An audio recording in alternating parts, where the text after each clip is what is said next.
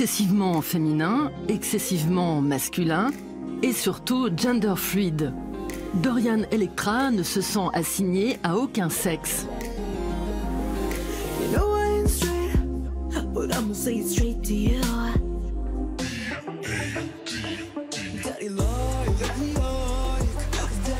Avec Dorian Electra, la pop révise sa philosophie sur le genre. Flamboyant, c'est aussi le titre de son premier album qui vient de sortir. Sa tournée américaine affiche complet et la presse l'encense. Le Guardian voit en Dorian un vrai phénomène de la pop. Nous avons rencontré l'artiste dans le quartier ouest de Los Angeles.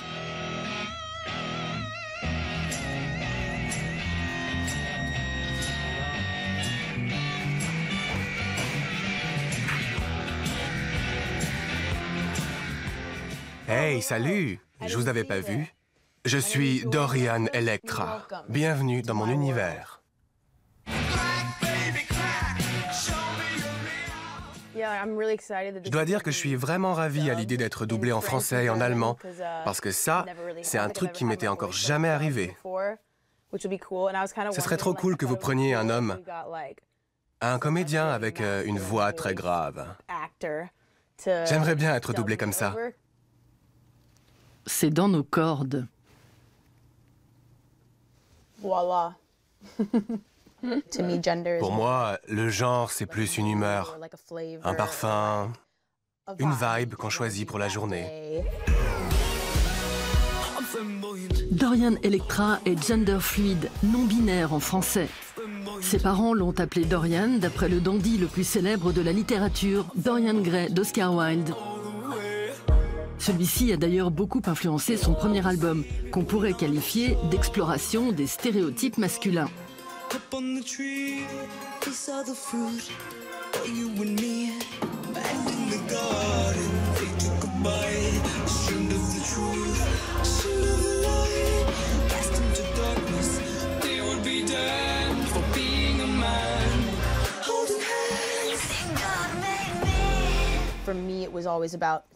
J'ai toujours aimé partir d'idées complexes et les amener à être compréhensibles par tous. Pas besoin d'avoir fait de grandes études pour saisir l'idée de base. Il s'agit du monde d'aujourd'hui, de nous, de notre identité. Tout ça devrait être accessible à tout le monde. J'ai toujours trouvé fascinantes ces conceptions sur l'histoire de la sexualité et du genre. Après tout, la musique et la pop évoquent déjà beaucoup le sexe et la sexualité.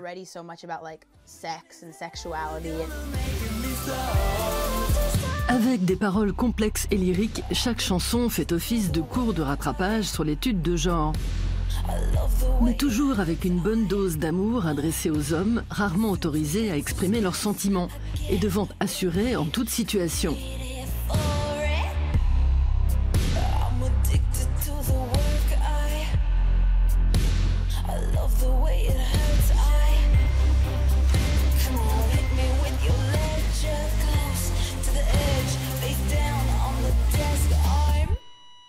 J'aime bien l'esthétique du gars friqué et viril.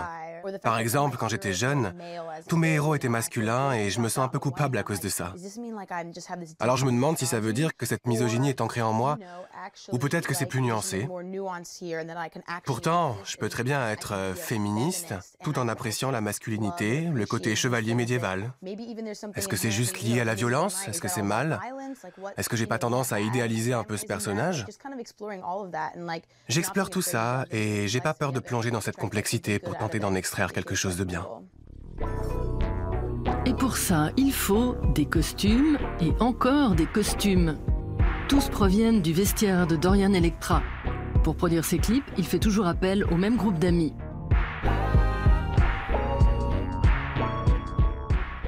Bienvenue dans mon dressing. Je vais d'abord vous montrer cette veste. C'est un créateur londonien qui me l'a offerte. Elle est complètement folle. Je l'adore. Ici, on a les harnais.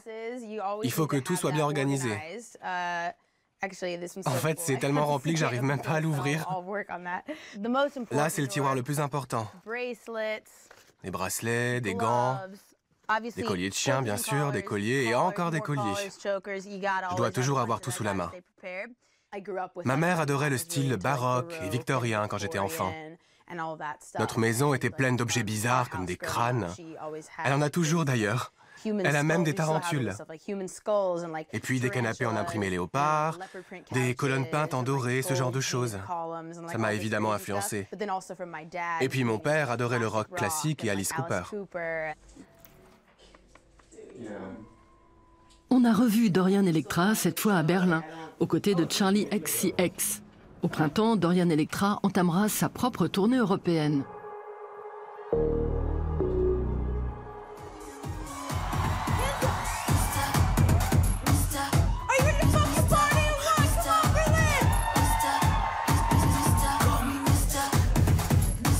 Celui qui vénère autant Bowie que Bono et dont les deux prénoms figurent sur son état civil représente sans doute l'un des nouveaux modèles de la décennie.